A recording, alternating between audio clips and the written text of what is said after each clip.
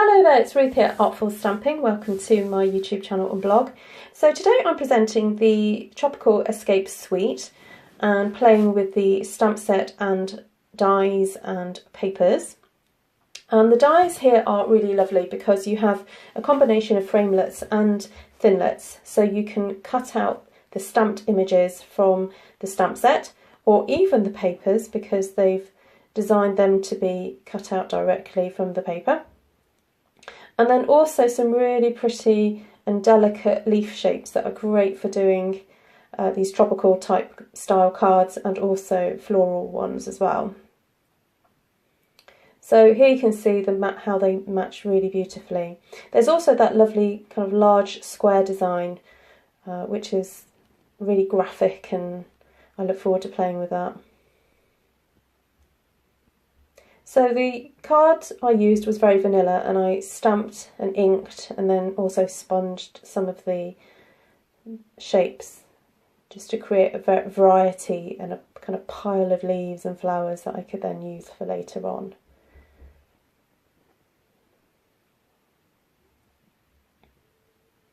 So in the paper pack you get a variety of different designs.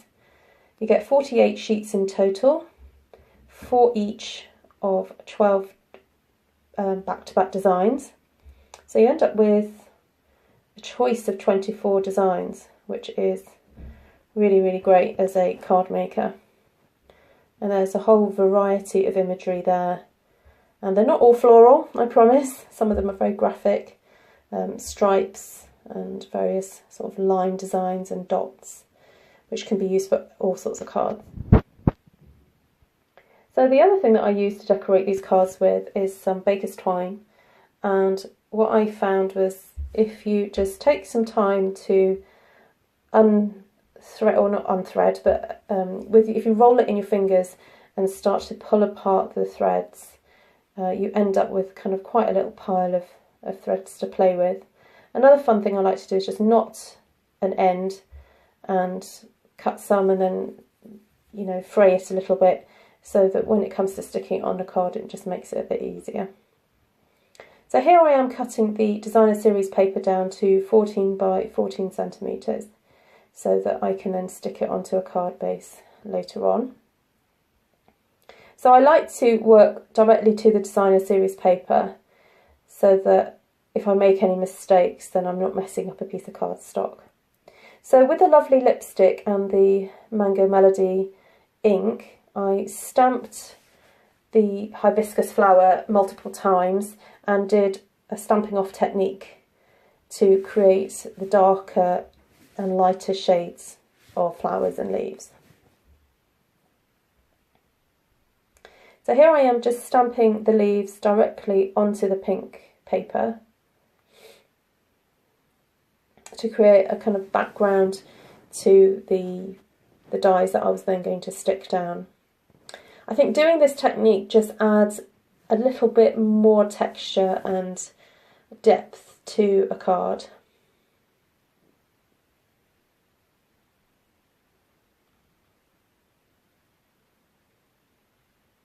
And as you can see, I'm doing a stamping off technique to create a lighter shade as well.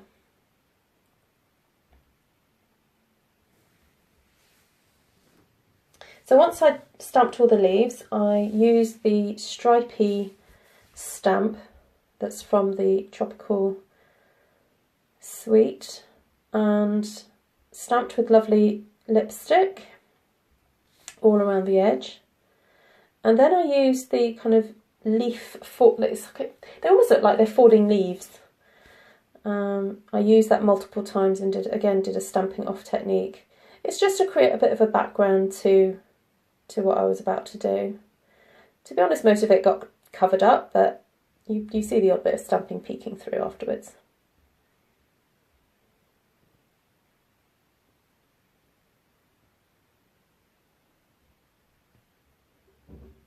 It's also quite fun to create your own backgrounds and make the designer series paper your own, rather than just using it as it comes out the packet.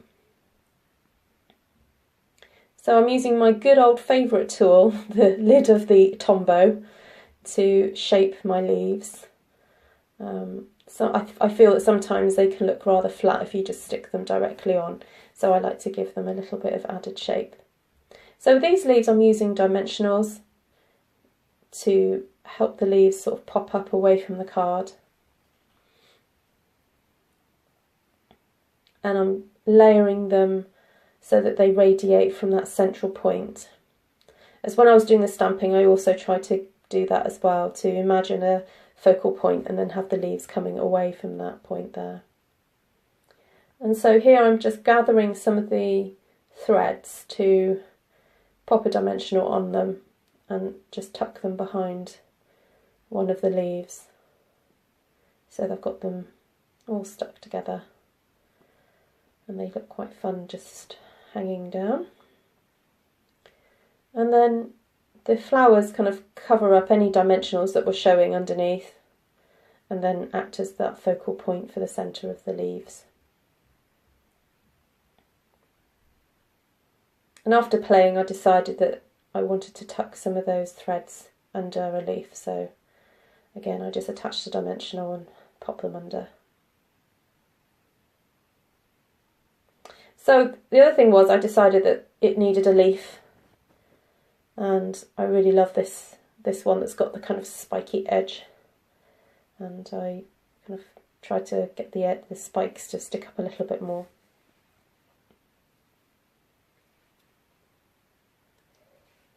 So this time I decided that I would glue the leaves down.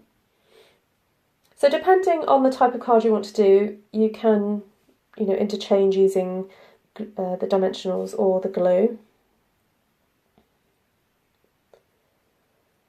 And again, I'm just arranging the leaves so that they radiate out from that centre focal point.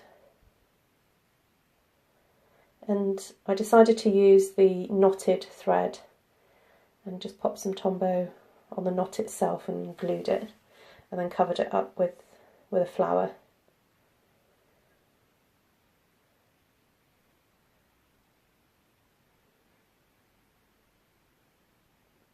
I also added a little bit more thread to the right as well.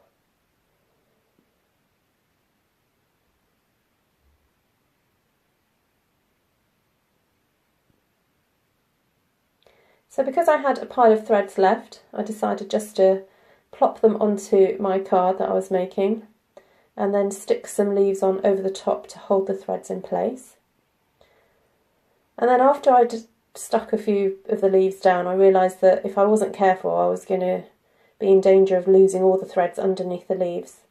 So I decided to then stick the rest of the leaves sort of tucked in underneath the threads so that we could at least enjoy them.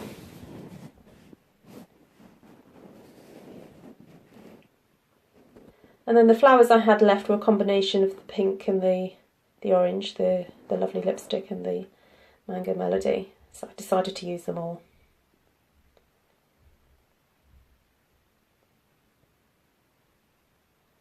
And don't be afraid to sometimes tuck flowers behind leaves, as long as the bulk of it is sort of showing. It's actually quite a bit more realistic to have a flower hiding sometimes.